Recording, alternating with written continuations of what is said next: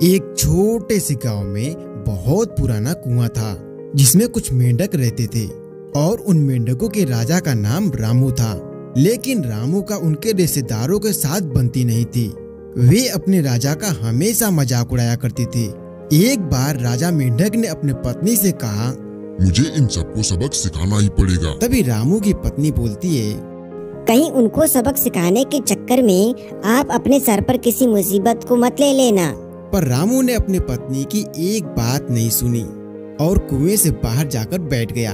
तभी थोड़े ही देर में कालू नाम का एक सांप जाता हुआ दिखाई दिया और रामू ने सोचा कि वो इस सांप को दावत पर बुलाएगा और कालू से कहेगा कि वो उसे तंग करने वाले सारे रिश्तेदारों को खा जाएगा।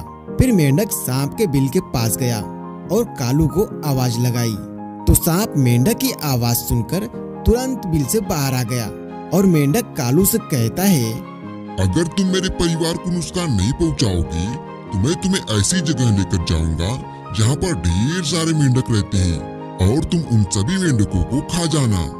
सांप मेंढक की बात मान लेता है और कुएं के अंदर चला जाता है। फिर मेंढक सांप से कहता है, वो देखो मेरे दुश्मन, तुम्हें उन सभी मेंढकों को खाना है। और कुछ ही दिनों में कालू एक एक करके सभी मेंढकों को खा गया।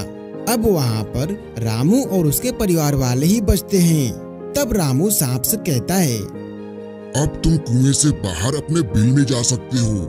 तभी कालू कहता है, अब मैं कहीं नहीं जाऊंगा और मेरे खाने का इंतजाम भी तुम ही करोगे और अगर तुमने ऐसा नहीं किया तो मैं एक एक करके तुम्हारे सभी परिवार वालों को खा जाऊंगा।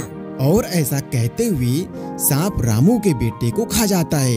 यह देखकर रामू बहुत उदास होता है और कालू एक एक करके उसके परिवार वालों को भी खा जाता है।